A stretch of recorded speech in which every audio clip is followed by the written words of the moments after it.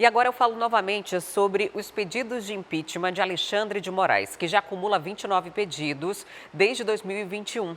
Para isso, a gente convida para participar dessa conversa o cientista político Valdir Pucci, que a partir desse momento também traz os detalhes do que isso pode significar, já que não há precedentes, né? Nunca houve um ministro no Brasil que tivesse passado pelo processo de impeachment. Seja bem-vindo ao Crítica Notícia. Boa noite. Boa noite, eu que agradeço o convite de participar mais uma vez do A Crítica Notícias. O pedido de impeachment de ministro não é algo recente, não é uma novidade, isso acontece com até uma certa frequência. Alexandre de Moraes, que eu diga, né, já são 29 nos últimos anos contra ele, mas de dar seguimento a isso, a gente não vê essa realidade acontecendo, né, do presidente no Senado colocar em pauta e disso ser levado adiante. Verdade, e acredito que mais uma vez nós teremos mais um pedido que ficará parado, ou seja, que não seguirá adiante. Não vejo o Senado neste momento pensando em comprar algum tipo de briga com o Supremo Tribunal Federal. Nós já vemos que as relações entre os poderes elas já andam bastante tensas nesses últimos meses.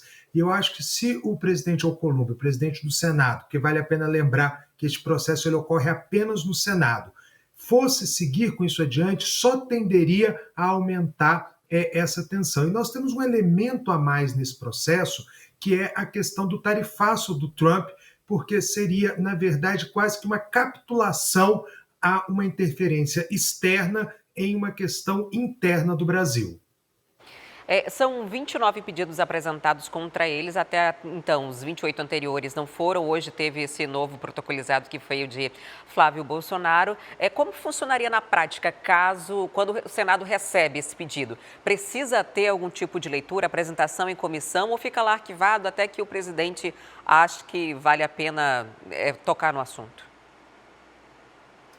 Bom, depende sim da ação do presidente do Senado Federal, uma vez que para que o processo ele dê seguimento é necessário que haja leitura desse pedido de impeachment pela mesa do Senado em uma sessão plenária. Assim que houver essa leitura desse pedido, aí nós temos um trâmite que vai ser, de forma bem simples, a formação de uma comissão para dar o parecer inicial sobre a aceitação ou não desse pedido de denúncia, desse pedido de impeachment.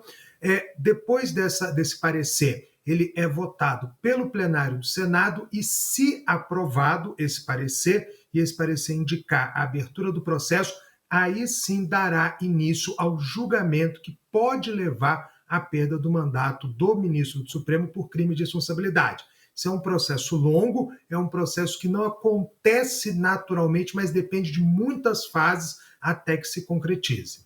A lei que regulamenta o impeachment é de 1950, né? A mesma que redige ali o impeachment de um presidente, por exemplo. No caso de Alexandre de Moraes e dos pedidos que foram apresentados a ele, o senhor disse que acredita que isso não vai haver que não vão colocar em pauta isso no Senado Federal, por não se encaixar nas hipóteses de um ministro ser destituído ou por não haver, como podemos dizer, estabilidade política para que alguém de repente coloque em pauta e de repente as decisões do ministro se voltem para essa pessoa?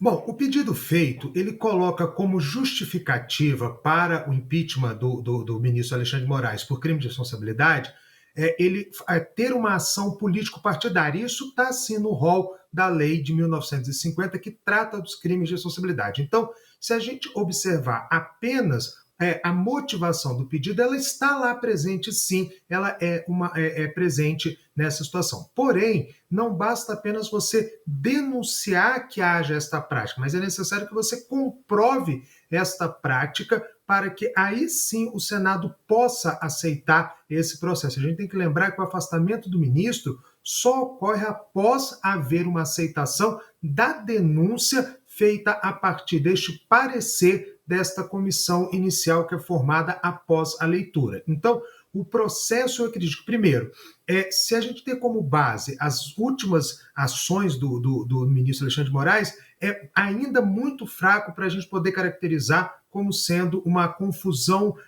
uma ação político-partidária por parte do ministro. E também reforçando aquele ponto inicial que eu coloquei. Não apenas isso, mas também colocando uma questão de relações institucionais entre os poderes, que acredito que nesse momento o próprio presidente Alcolumbre não teria o interesse em piorar esta relação.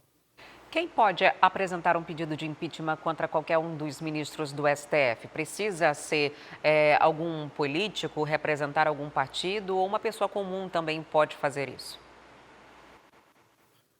Qualquer pessoa pode apresentar essa petição, esse pedido. Isso está na lei de 1950, qualquer cidadão tem esse direito. Basta que ele faça esse protocolo, esse pedido, essa petição inicial, vamos chamar assim, para ficar no universo jurídico, e junto com ela também apresente as provas ou aqueles indícios que ele acredita embasarem o seu pedido. Essa análise prévia desse pedido e destas provas ou dessas circunstâncias, dessas evidências que ele apresenta, vão ser analisadas pelos senadores. Não é porque houve o pedido que o pedido precisa prosseguir. Nós primeiro o Senado, primeiro vai analisar justamente se há alguma consistência em relação ao pedido realizado. Sem impeachment, o ministro só deixa de ser ministro em caso de própria renúncia ou ao completar os 75 anos? Isso, nós temos, o ministro ele pode deixar o cargo de ministro do Supremo de 3 formas. A primeira é como nós chamamos da compulsória, que é a aposentadoria compulsória obrigatória quando ele atinge a idade de 75 anos. A segunda hipótese, que já aconteceu no nosso Supremo, é a própria renúncia do ministro ao cargo que ele ocupa. Como, por exemplo, Joaquim Barbosa, mais recentemente, que após o julgamento do Mensalão, ele preferiu renunciar ao cargo de ministro do Supremo Tribunal Federal. E a terceira hipótese é essa que nós estamos discutindo, baseada num pedido de afastamento ou de retirada do ministro por cometimento de um crime de responsabilidade. Lembrando que essa depende, aí sim, de um julgamento dentro do Senado Federal, que, caso condene o ministro, levará à perda do seu mandato na Suprema Corte. Olha, e se for por idade, Alexandre de Moraes ainda tem 56 anos, né? Quase 2 décadas pela frente como ministro. Obrigada por sua participação aqui com a gente nessa noite de quarta-feira. Uma boa noite para o senhor. Quer ficar por dentro de todas as notícias da programação de A Crítica? Então já se inscreve no nosso canal, ativa aí o sininho para receber todas as notificações e não perder nenhum conteúdo. E até o próximo vídeo.